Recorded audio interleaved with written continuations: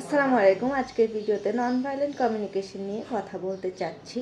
এজন্য নয় যে আমি এই বিষয়ে অনেক অভিজ্ঞ বা আপনাদেরকে অনেক বেশি কিছু জানাতে পারবো এই জন্য, বরং আমি কথা বলতে চাচ্ছি এই জন্য যে এই বিষয়টি সম্পর্কে জেনে আমি যতটা বেশি আনন্দিত, যতটা বেশি আগ্রহী হয়েছি এবং এই বিষয়টার যে চমৎকার ইমপ্লিকেশন আমরা যদি আমাদের জীবনে করতে পারি, এই বিষয়টি চিন্তা করে আমার যতটুকু ভালো লাগছে এই বিষয়টুকু শেয়ার করার জন্য বা আপনাদেরকে এই সুন্দর কমিউনিকেশনের বিষয়টি জানানোর জন্য আমি এসেছি আমার নলেজটা একটু শেয়ার করার জন্য। আশা করি আমি আমি যেটা বুঝতে পেরেছি বা আমি যেভাবে জিনিসটাকে অ্যাকসেপ্ট বা গ্রহণ করতে পেরেছি আপনাদেরকেও সেই বিষয়টা একটু হলেও সেমভাবে জানাতে পারবো এবং আপনারাও এই বিষয়ের চমৎকার ইমপ্লিকেশন সম্পর্কে বুঝতে পারবেন।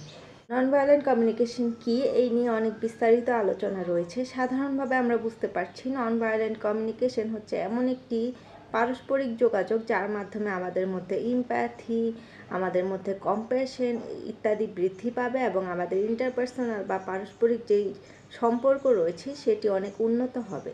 এক্ষেত্রে দুইটা বিষয় আমি উল্লেখ করতে চাই, যেটা হচ্ছে নন violent communication is a communication that based on communication skills that strengthen our ability to remain human under trying conditions।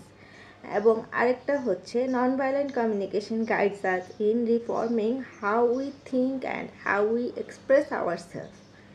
এই দুইটা বিষয় খুবই গুরুত্বপূর্ণ। প্রথমটাতে এখানে বলা হচ্ছে যে নন ভায়োলেন্ট কমিউনিকেশন এমন কিছু কমিউনিকেশন স্কিল বা যোগাযোগের যেই দক্ষতা রয়েছে তার উপর প্রতিষ্ঠিত, যার মাধ্যমে আমরা ট্রাইং কন্ডিশনস বলতে বোঝাচ্ছে এখানে যেখানে মধ্যে আমাদের বিভিন্ন ক্রাইসিস থাকবে, যেখানে আমরা আমাদের হিউম্যানিটিটা লুজ করতে পারি, সেই ক্ষেত্রেও আমাদেরকে হিউম্যানলি চিন্তা করতে বা মানবিকভাবে চিন্তা করতে সাহায্য করে।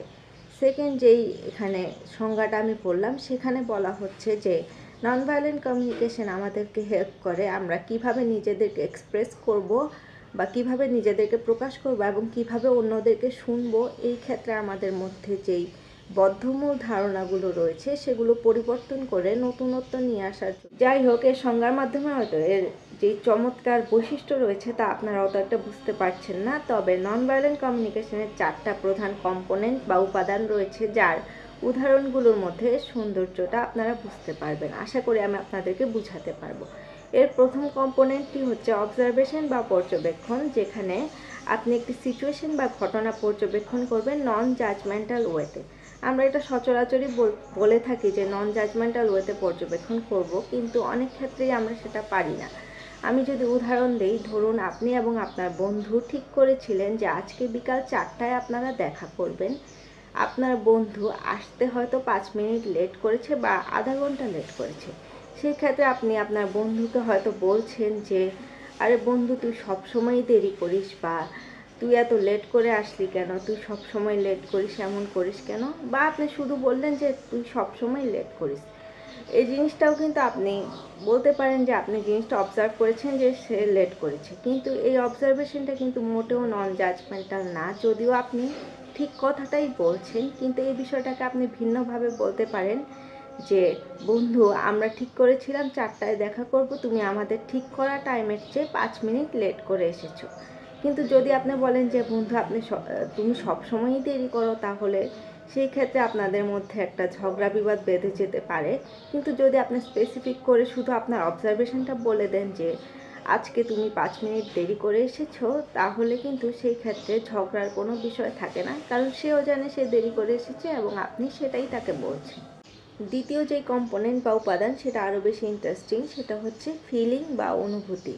এই ক্ষেত্রে আমরা অনেক রকম ভুল করে থাকি। আমরা অনেকেই এই বিষয়টাকে একদমই গুরুত্ব দেই না, মনে করি যে এখানে আবার এটাকে স্পেসিফিক করে বলার কি আছে, যেহেতু মানুষটা আমার সামনেই আছে, আমি তার সাথেই আছি, সে নিশ্চয়ই আমার ফিলিং বা অনুভূতি বুঝতে পারছে, এটাই স্বাভাবিক। কিন্তু একটা বিষয় কি জানেন যে সব সময় সব অনুভূতি কিন্তু বলা ছাড়া বোঝা যায় না। এই বিষয়টাতেই আমরা ভুল করে থাকি। এবং আরও একটা চমৎকার ভুল আমরা করি, আমরা অনেক সময়ই আমরা আমাদের সামনের মানুষটাকে বলি যে I am feeling like you are not liking me, বা I am feeling that you are not interested.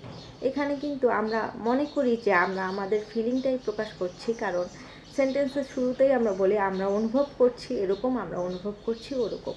কিন্তু বিষয়টা কিন্তু একটু খেয়াল করলে বুঝবেন যে এখানে আপনি আপনার অনুভূতি বলছেন না, বরং আপনি বলছেন যে আপনার সামনের মানুষটা কী চিন্তা করছে সেই বিষয়টি। সেই ক্ষেত্রে যদি এটি না বলে আপনি আপনার অনুভূতিটা বলতেন, তাহলে বিষয়টা কমিউনিকেশনটা আরও বেশি সুন্দর এবং গভীর হতে পারে। আরও একটা উদাহরণ দেই, তাহলে আপনাদের রিয়েল লাইফের সাথে কানেক্ট করতে আরও একটু ইজি হবে। ধরুন আপনি এবং আপনার বন্ধু একটা আউটিংয়ের প্ল্যান করলেন এবং আপনার বন্ধু কোনো কারণে সেই প্ল্যানটা ক্যান্সেল করে দিল। সেই ক্ষেত্রে আপনি আপনার বন্ধুকে ফোন দিয়ে বললেন বা দেখা হওয়ার পর বললেন যে আমার অনেক বেশি রাগ হয়েছে, কেন তুমি প্ল্যানটা ক্যান্সেল করে দিলে, তুমি এরকম না করলেও পারতে। আপনি জানেন এখানে আপনি আপনার ফিলিং বলছেন, এই বিষয়টা আপনি মনে করছেন, কিন্তু আসলে এই যে এংরি বা রাগ যেটা আপনার হচ্ছে, এটা কিন্তু আপনার আসল অনুভূতি না।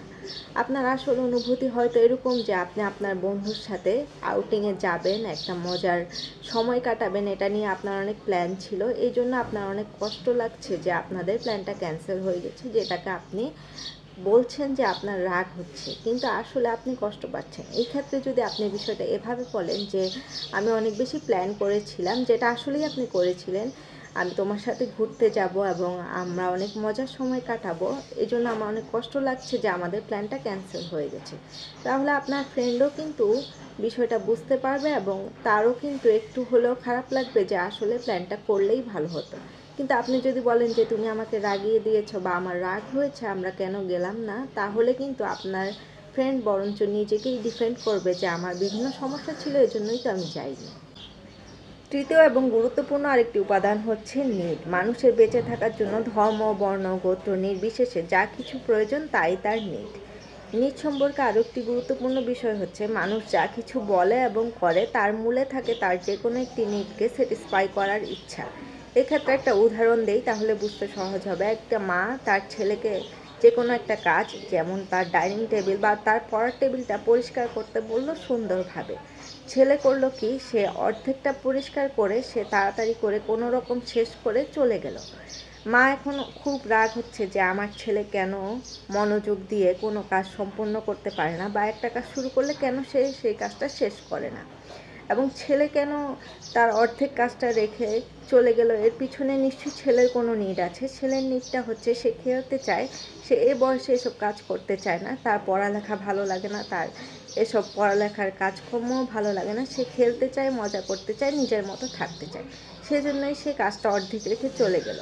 আর এখানে মায়ের নিডটা কি, সে চায় যে তার ছেলে সেন্সিবল হোক, দায়িত্ববান হোক, সে ভালোভাবে কাজগুলো শেষ করুক। তাহলে এখানে কিন্তু দুজনেই তাদের ভিন্ন ভিন্ন নিড ফিল আপ করার জন্যই কাজগুলো করছে। মা রাগ করছে এবং ছেলে তার অর্ধেক কাজটা রেখে চলে যাচ্ছে। এই ক্ষেত্রে এখন ছেলে নিশ্চয়ই পরে বকা খাচ্ছে, কিন্তু ছেলে যদি এই বিষয়টা আগেই বুঝতে পারে যে পরে আমাকে বকাই খেতে হবে, তাহলে সে অবশ্যই কাজটা শেষ করে তারপরে অন্য কাজে যাবে।